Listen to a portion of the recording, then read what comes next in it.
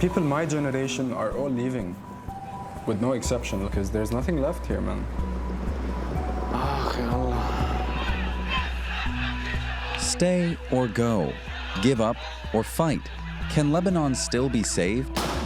In my opinion, this bomb is just the accumulation of corruption through the decades that blew up in our faces.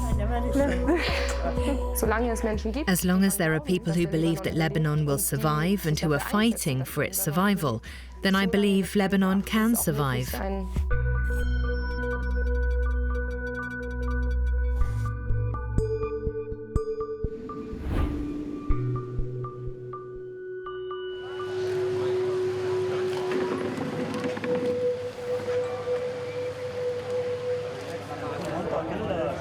Hussein El-Akhi is a lawyer by profession. Saving Lebanon is his vocation. But it's going to be the toughest case of his life. His country is on its knees. We were not just in crisis, we were in a total collapse, you know? Everything in this country had already collapsed. Not just economically, even the social fabric of the society had collapsed. Beirut is in ruins. Not only because of the explosion at the port on August the 4th this year, which killed almost 200 people and made around 300,000 homeless. The Lebanese economy is also on its knees. The country has been on the brink of collapse for months. Were it not for a few determined people taking matters into their own hands, the country would long be dead. I'm just too tired. Hussein and his fiancée Noor want to bring their city back to life. They are coordinating everything with fellow volunteers, from first aid to the rubble brigades who are clearing up the debris. The first couple of hours after the explosions, we saw bodies in the streets. We saw people all bloodied up. We took them to the hospital. Then we decided that the government, again, it will be absent, it will not be here. So we took matters into our own hands. Noor Bassam has been distributing food since the blast. For 9 years, the 29-year-old has been working for various NGOs in the environmental sector. Her experience is that the state is often absent, and it was no different after the explosion. Hardly any Lebanese politicians showed their faces. If you want to survive in Lebanon, you have to look after yourself. Maybe I'm in denial now, maybe I don't show, but deep inside it hurts so much. And because we're working and we're active, we don't feel it, but like, yeah, it hurts. We are sending scouts. Noor and Hussein are gearing up to fight the country's political elite. The Lebanese constitution guarantees government positions to Christians, Shias, and Sunnis. Those in power have been exploiting this system for decades to ruthlessly plunder the country. Hussein wants to use the opportunity of a U.S. envoy's visit to prevent corrupt politicians from getting their hands on emergency aid from the West. Mr. Hale, we have to... Mr. Hale, we have 2 words, he shouts to the U.S. envoy. Don't bail them out. Don't give them a lifeline.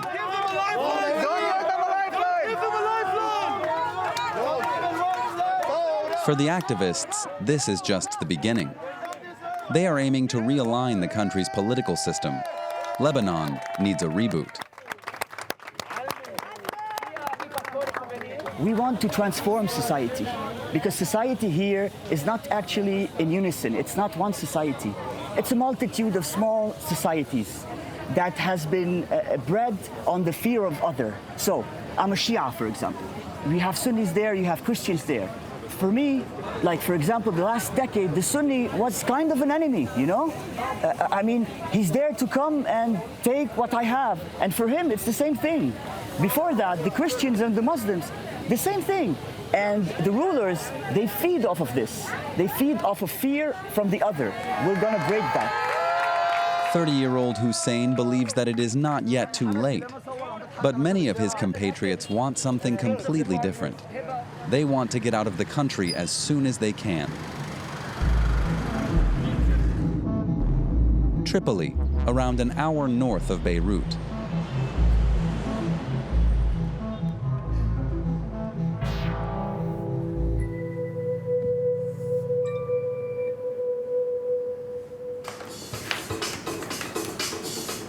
Electro DJ Jad Taleb has had enough and is taking off. His next album will come out in London. He has already moved out of his flat in Beirut, and together with his girlfriend Lilia, a Russian film producer, he's living with his parents until his flight leaves for Europe. Man, I'm leaving, basically leaving because we lost hope in the country. And I got the chance to apply to UK.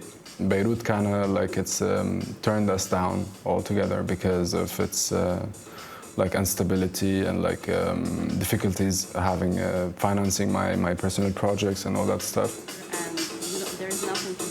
For months, he's been plowing through British red tape with Lilia's support. It's increasingly difficult for Lebanese to get a Western visa. The demand is too high because so many people want to leave. But Jad got an artist's visa, which entitles him to apply for British citizenship in 3 years. Now this passport is more important than any of the things that he's facing. Exactly, this is the only thing I need. This is my way out.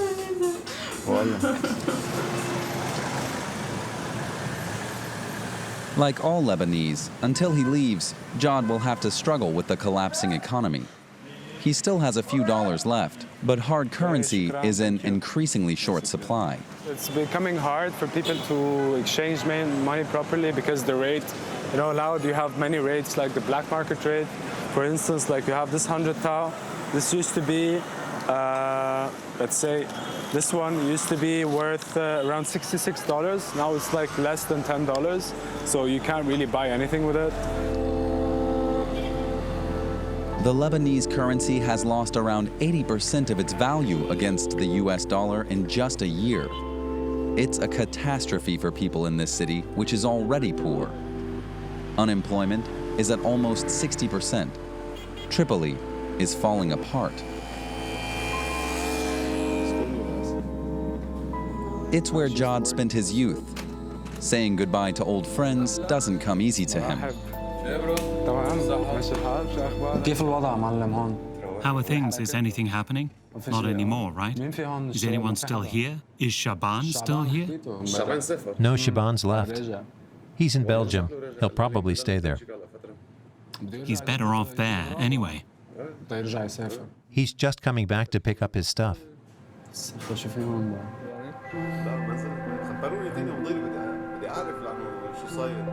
Lebanon has a long tradition of farewells. Only some 4 million Lebanese actually live there, as opposed to a global diaspora of 12 million. This number is likely to grow fast, which is why Europe is looking across the Mediterranean with great concern. But some Lebanese are still determined to stay. A year ago, Hussein and Noor bought their first flat together. Are you going to close that? No, that's where the air conditioning will be. It's going in there. What about the extractor? There's a split. Oh, only in the kitchen?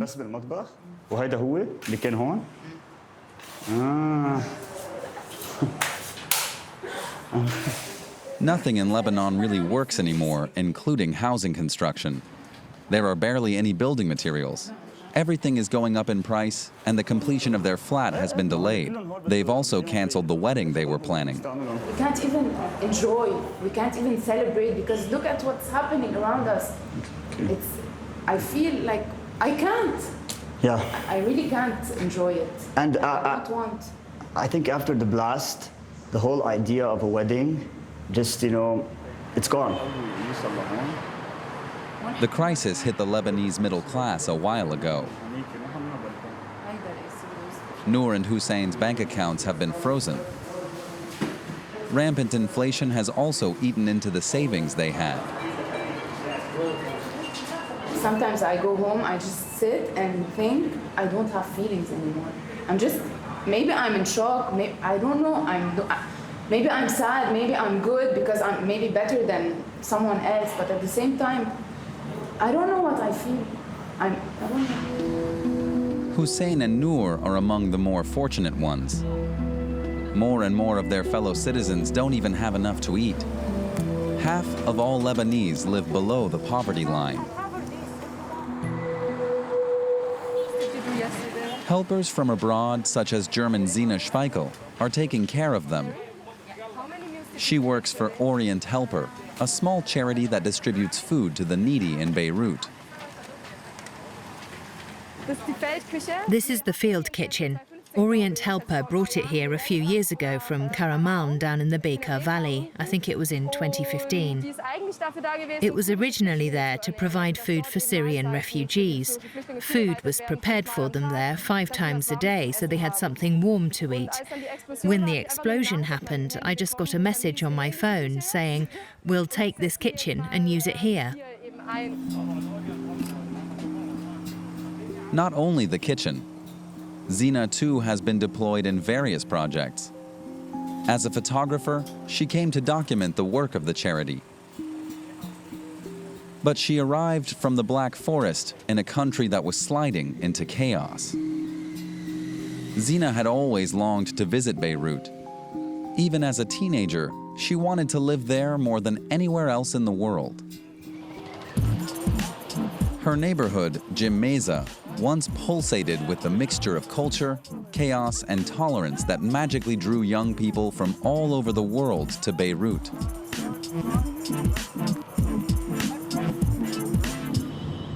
But for the last year, all Zina has been able to do is watch her dream city slowly going to the dogs. It really makes me so incredibly sad to see all this. This is the heart of Beirut, here in Jimmeza. Normally you have clubs, the bar scene, people go out, people make money, the economy is buzzing, it feels like everyone's out and about, but none of that exists anymore.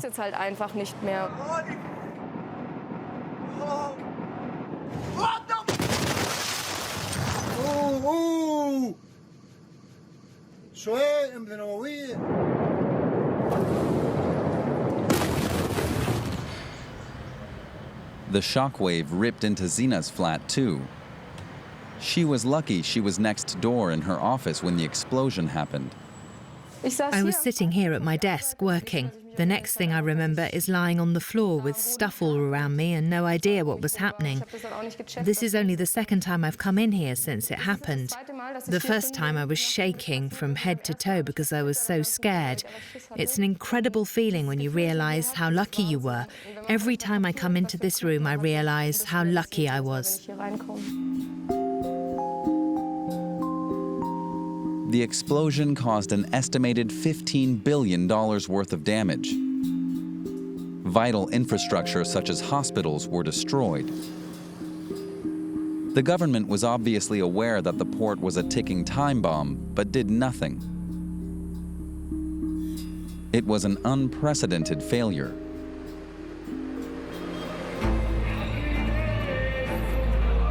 The Lebanese had been protesting against the state for months. In October 2019, tens of thousands took to the streets to demonstrate against incompetence and corruption. They might have toppled the government, but the new one which replaced it seemed equally useless. Hussein founded the group Min Tishrin, which helped to organize the protests. Min Tishrin means since October, referring to the month in 2019 when the demonstrations began. This revolution right now is the only actual revolution because it came from the people, not from political parties. You know, it was purely spontaneous. It started with the WhatsApp tax. I mean, it was, of course, it was an accumulation, but the WhatsApp tax really blew it out of proportion. We turned from a couple of tens of people to hundreds, to thousands, and we're still here.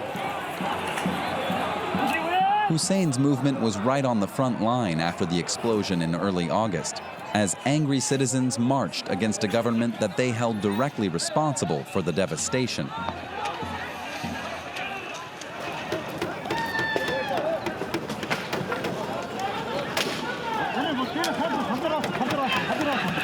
Their anger exploded, and suddenly the state did make an appearance with a huge police presence. One police officer was killed in the street fighting, and over 700 demonstrators were injured, including some of Hussein's people. Samer is injured as well. He got shot in the leg during the last protest. We had 12 injured people. One of them got hit in the stomach, and he had internal bleeding, and he had to be operated on, and he's still at the hospital. After the protests, the situation escalated, and the government declared a state of emergency on August 13th. Since then, the army has been patrolling the streets of Beirut. Now the army controls everything. For example, if the army wants to get you from your house, they can go in, get you from your house, send you to military court. They can do that. You don't have to wait for a prosecutor to give a court order for them to investigate. If we're assembled, they can come, disperse us, put us in their jeeps, take us to barracks, and arrest us. This is very dangerous. They can even go as far as censoring whatever we write. They can censor TVs, radio stations, theater acts. It's like we live in a state of war, basically. But the activists are not intimidated by the threats of the state. Exactly. Exactly. We're all from different backgrounds, different families. We can reach a conclusion together because we agree we want the common benefit of everyone. They are increasingly taking the fight to their opponents. One of their actions involved tracking down politicians to a fancy restaurant and stopping them from dining in splendor amidst the city's poverty. They are aiming to deny those in power a moment's peace. Their next plan is to dump rubble from the city in front of the politicians' mansions. Yet the campaigns are getting increasingly risky. The activists have a powerful opponent, Hezbollah, the heavily armed Shia militia supported by Iran that controls the government and has no interest in change.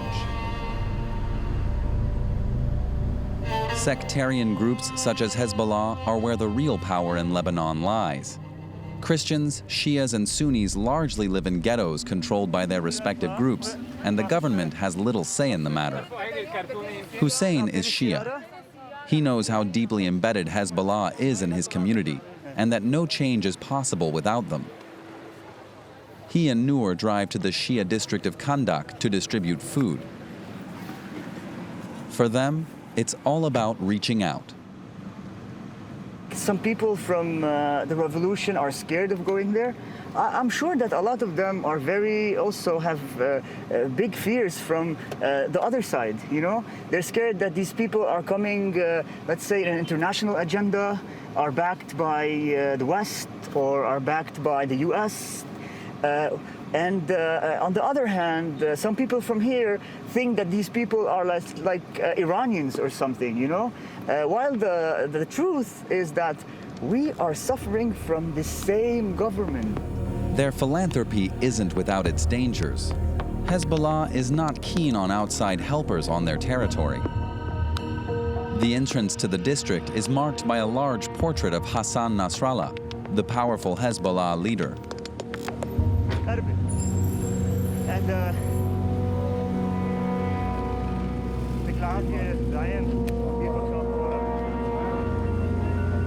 One of the local bosses, Ali Zahra, has invited Hussein in because the people here also need help. But they still have to act fast. Hezbollah gunmen could turn up any moment.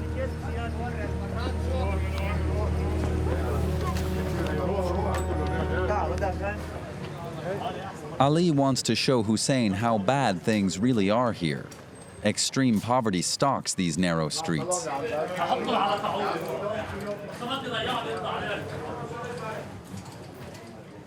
People actually live in this damp, cave-like dwelling. This is a house. This is a house. Look at the humidity.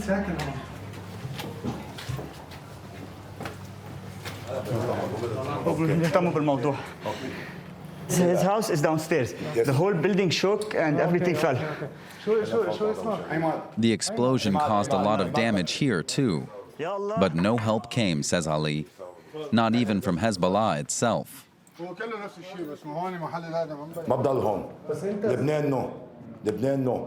We can't stay here. Lebanon is finished. All our politicians are corrupt, without exception. All our politicians are thieves. They are all thieves. Could the anger and disillusion now be enough to break with old loyalties? Maybe, but Ali's preference still seems clear. A picture of Hezbollah leader Hassan Nasrallah still hangs on his wall. Outside, it's the same situation.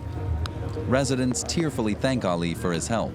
But if anything is to change here, people will have to turn their back on Hezbollah and its powerful allies, such as multi-millionaire Nabi Berri, who is parliamentary speaker and head of the Amal party.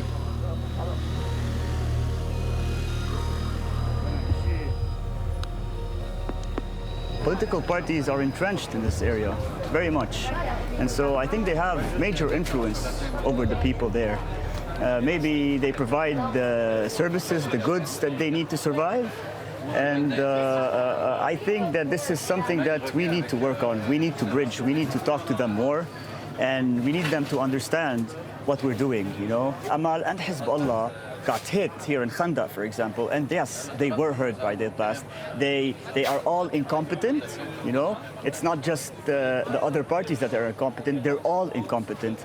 The port is controlled by all of them, you know. Not a single party is not involved in this port, and they all share the responsibility.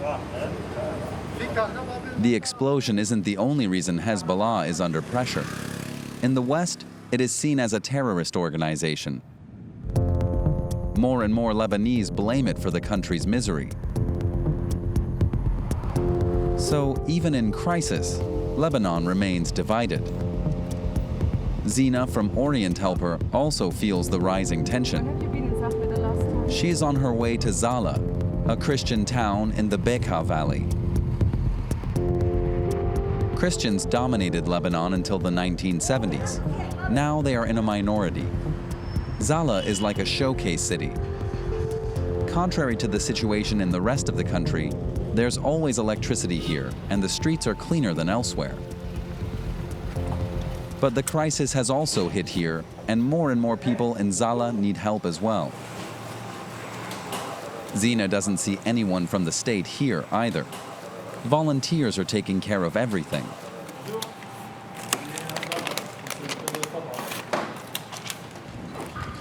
Orient Helper's food goes to people like 83-year-old Yvette Khoury, who used to work for the Red Cross.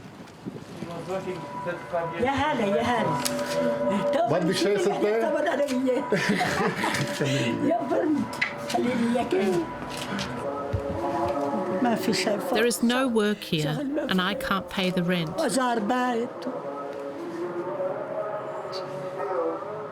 They bring me food.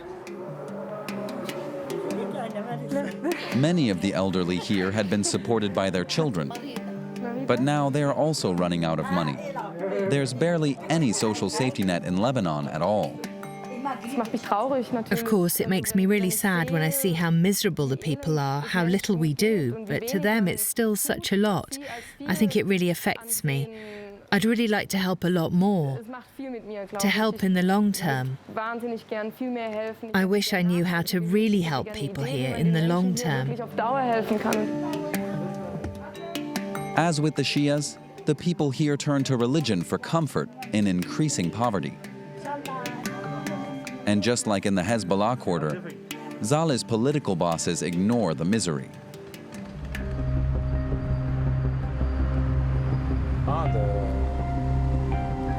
So, the future for many people is elsewhere. Jad, the DJ from Tripoli, is off to London. Before he leaves, he wants to go to Beirut one more time to bid farewell to the city where he became a big name.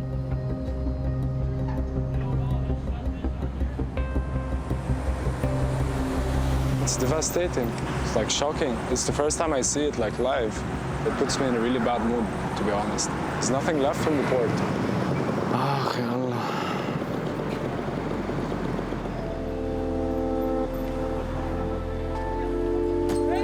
Jad's Beirut is a pile of rubble. In the middle of it all, he bumps into Johnny, an old friend from his clubbing days. You're leaving? Well, bravo. I'm leaving Santana and I'm leaving. Yeah, why not? What's left? Johnny's scars bear witness to the full brunt of the explosion. You want scarves? Take some scarves. So the politicians are useless, man. They should get the out of here. Khalas, we're done with them. We don't need these people anymore. They're old. They've been there for 30 years, since the 90s. Come on, guys, let's get new people with new, fresh ideas, innovative ideas. We don't have this. We don't need anyone anymore. Khalas, we're done with them. Many of the powers that be do not want change. And activists like Hussein and Noor face an uphill struggle. I love Lebanon. I really love it, with every obstacle and every damage we're living. But if I want to have a family and have kids, I can't. I can't just raise them in this country like this. Like, we have a lot of corruption and we don't have like basic rights. And yeah, we might leave one day, but we will come back, definitely. We want a Lebanon that is a civil state where I can get my rights without going through the proxy of my community. I don't have to be a Shia to get my rights. I need to be a Lebanese and I get all my rights. And then if I want to practice my religion, I can do it freely, you know? No one is telling anyone that we want to take that away. No, we don't want that. I want a Lebanon where you have, again, rule of law and accountability. And we want a Lebanon where anyone can live here and actually achieve something. Because in this Lebanon, the only way to achieve, the only way to be, to get there in life is to get on a plane, get your immigration visa, and to go abroad. A country where politicians are not allied to religion and serve all citizens, not just their own base, would be a real novelty. This is what Hussein, Noor, and their fellow activists want to build, to prevent the Lebanon collapsing for good.